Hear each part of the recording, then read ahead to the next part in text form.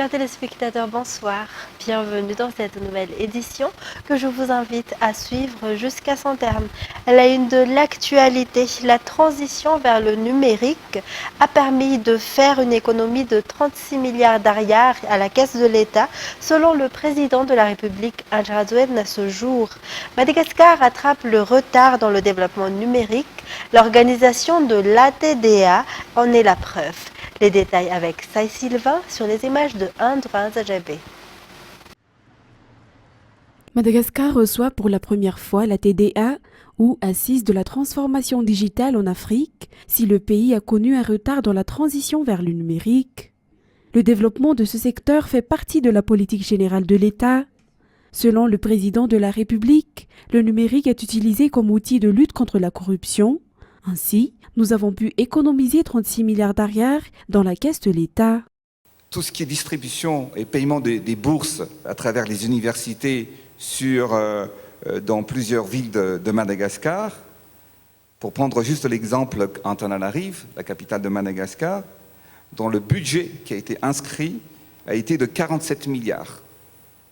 Parce que nous avons payé en espèces et directement chaque étudiant, mais à travers la digitalisation nous a permis d'économiser. Au lieu de 47 milliards de budget inscrit et prévu, l'État malagasy, nous avons payé 29 milliards. Cela nous a permis d'économiser 18 milliards dans la caisse de l'État. Mais également sur le paiement des salaires, ça a été prévu de payer 40 milliards, mais le paiement effectif à travers la digitalisation était de 24 milliards. Cela nous a donc permis d'économiser 16 milliards d'ariars. Pour vous dire que la digitalisation permet également de lutter contre la corruption et d'avoir une gestion dans la transparence. Le secteur numérique à Madagascar a également été utilisé pour répondre aux besoins de la population. Pour ne citer que la mise en place des smart villages ou la connexion Wi-Fi gratuite dans plusieurs zones.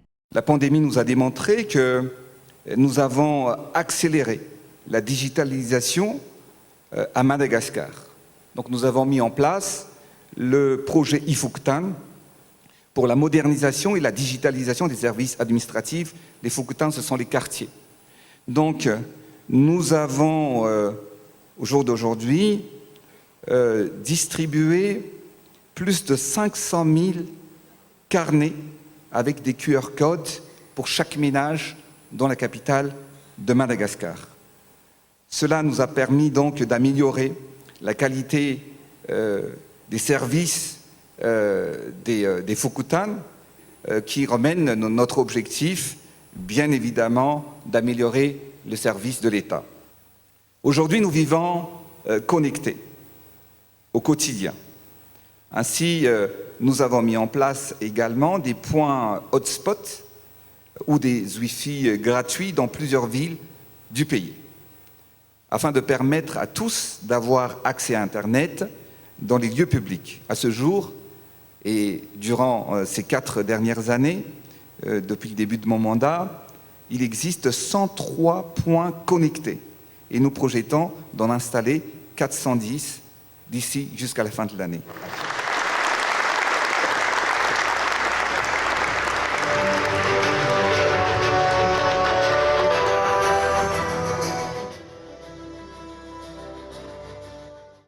L'organisation et la réception de cette assise est une fierté pour le pays et les efforts menés par Madagascar devraient être un exemple pour les pays d'Afrique. Le développement numérique est également créateur d'emplois pour les jeunes en quête d'aventure. Alors, il est évident que le Madagascar recèle de nombreux atouts. Donc, du fait de son insularité, Madagascar mise sur le digital comme un véritable levier de croissance socio-économique. Et donc, je pense que sa position géographique rend le pays stratégique comme étant un carrefour entre l'Afrique et l'océan Indien. Ce qui fait que Madagascar est un passage obligé de plusieurs câbles sous-marins. Et ce qui octroie également au pays la possibilité d'avoir des connexions très robustes. Et aujourd'hui, nul doute aujourd'hui Madagascar a les connexions les plus robustes, parmi les plus robustes en Afrique.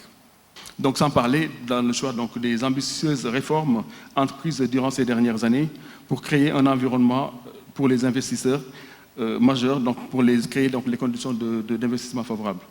Donc tout ceci concourt à positionner davantage Madagascar dans la map monde des acteurs parmi les plus dynamiques dans la transformation digitale, avec une jeunesse de plus en plus formée, dynamique. 60 pays participent à la 12e édition de la TDA qui se tient à Antananarivo.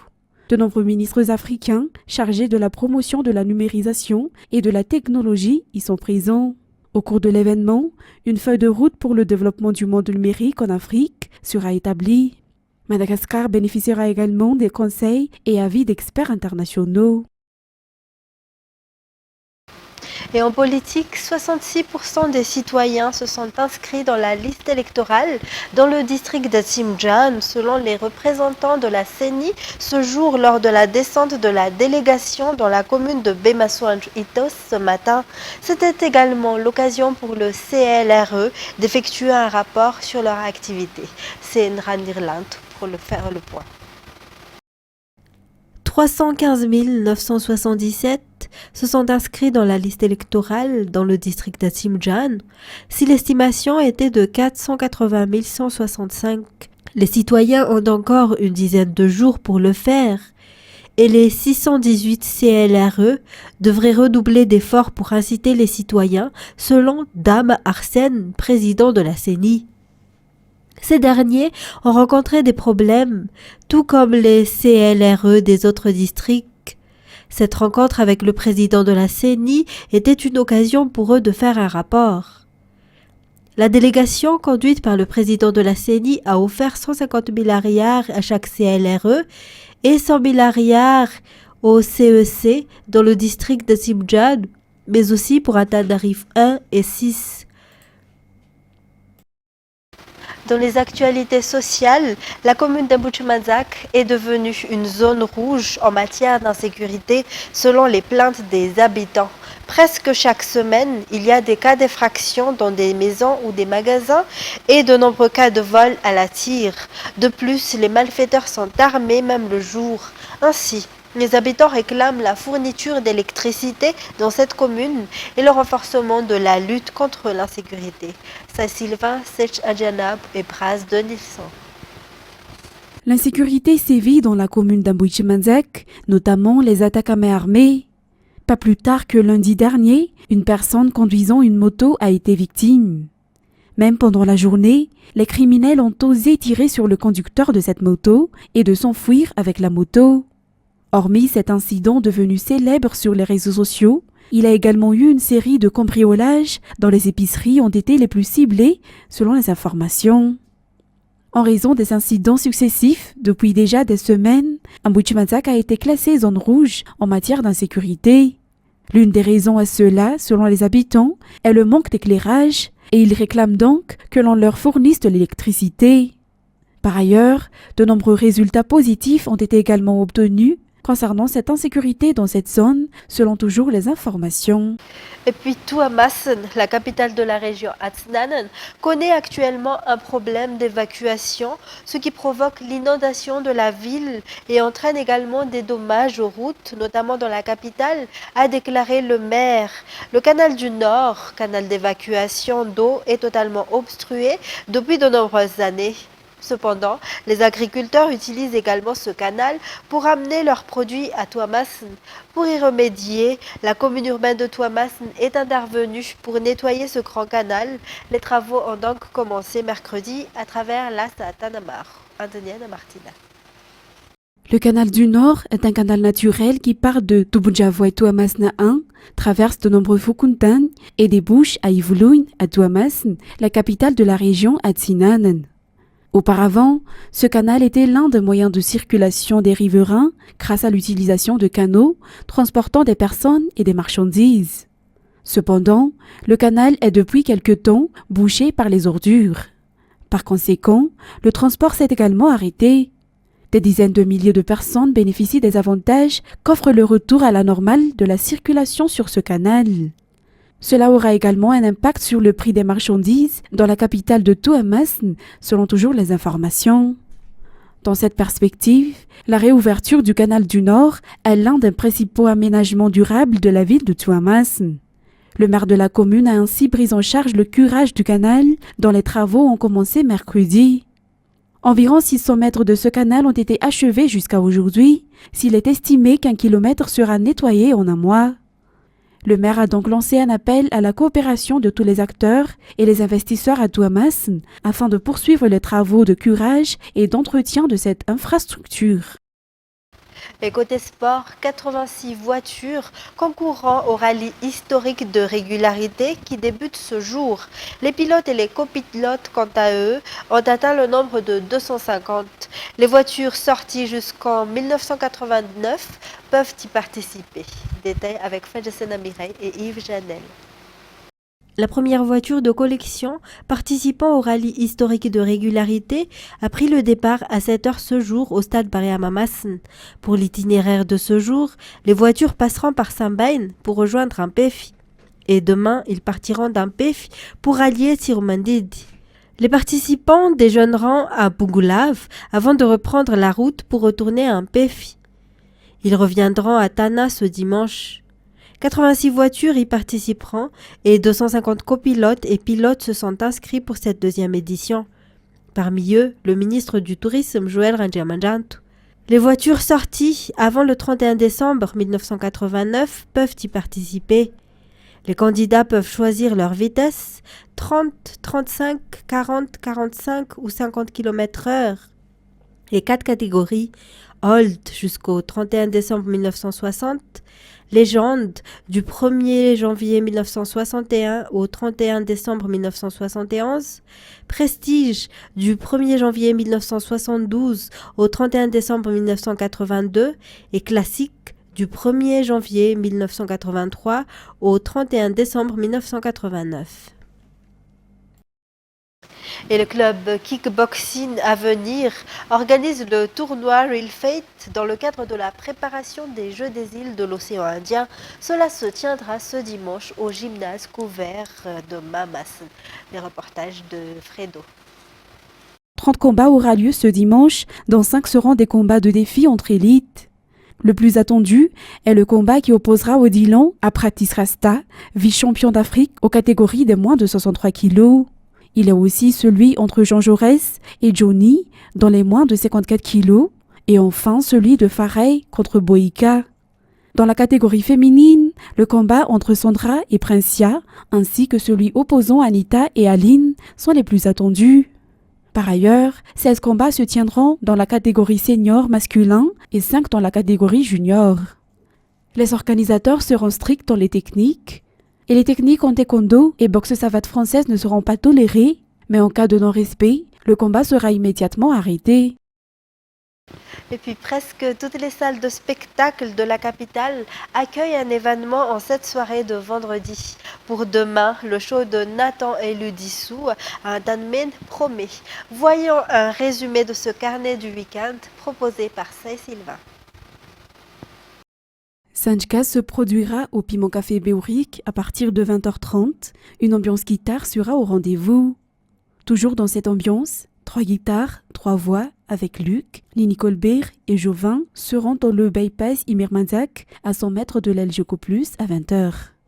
Imiangal, avec sa voix soul, donne rendez-vous à ses fans à la teinturie à Passanmal à 20h et comme tous les vendredis, l'entrée est gratuite.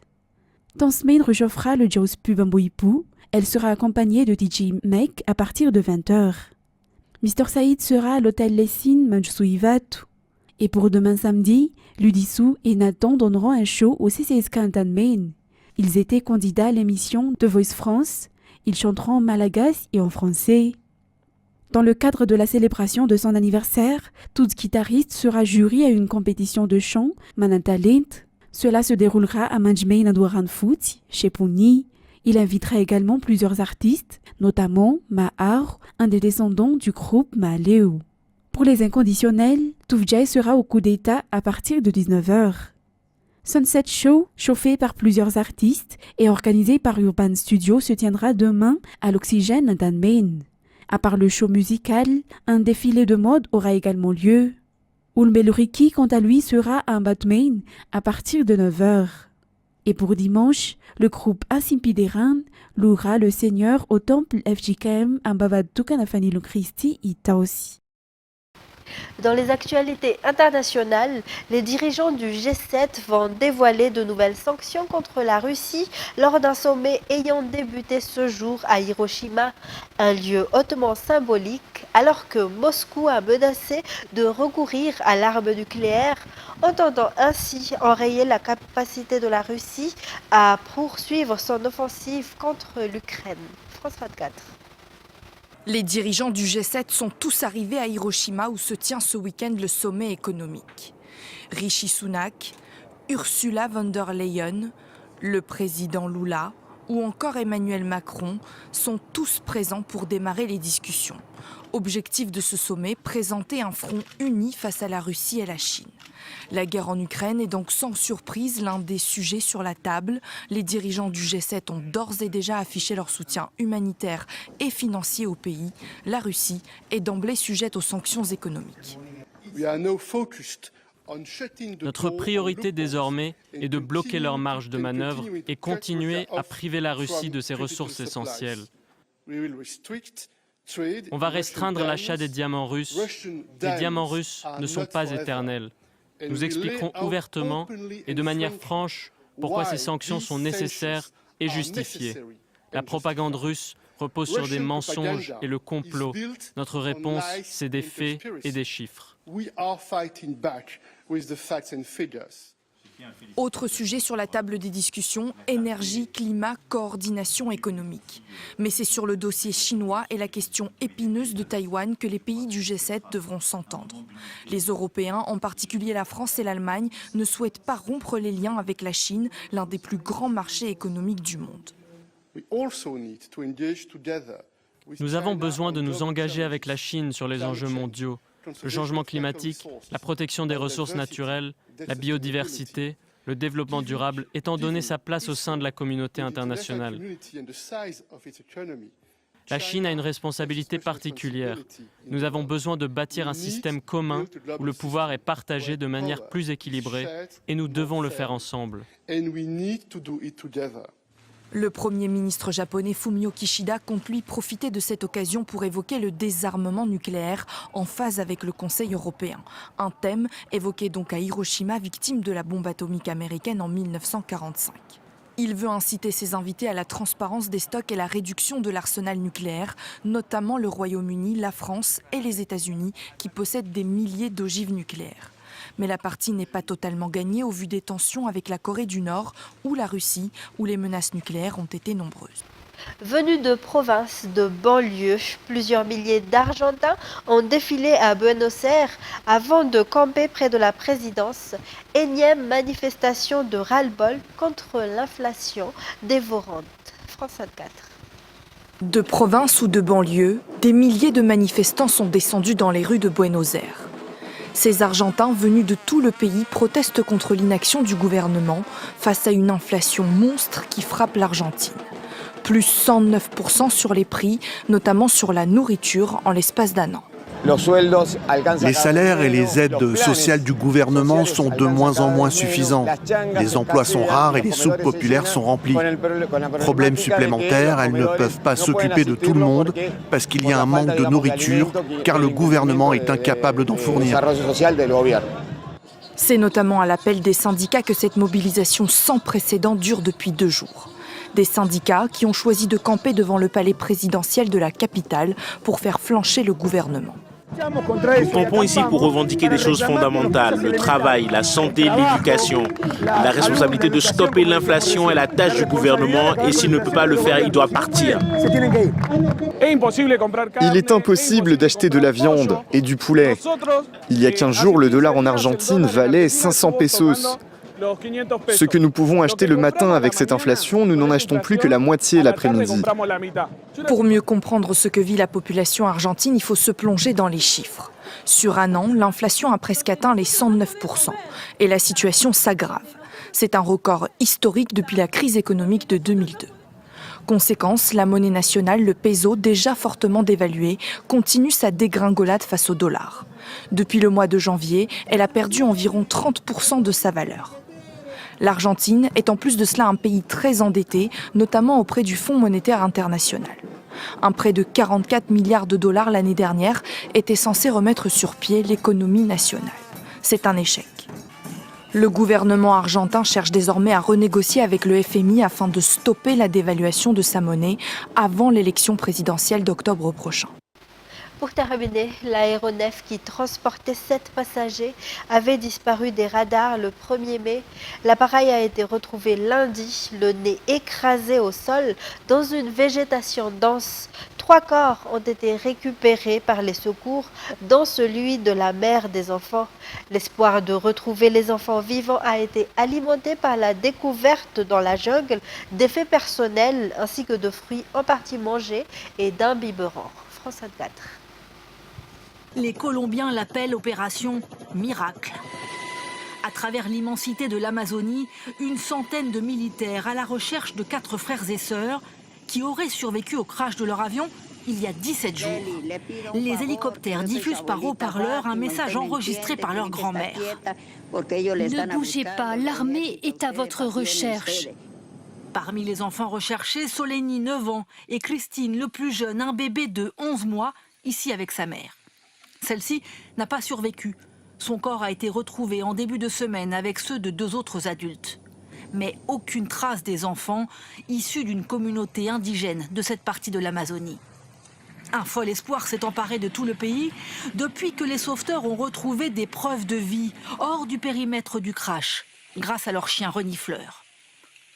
Voici une paire de ciseaux et surtout le biberon du bébé. Des témoins les auraient même aperçus. Selon les autorités, les enfants pourraient progresser dans la forêt amazonienne, un environnement hostile qu'ils connaissent bien.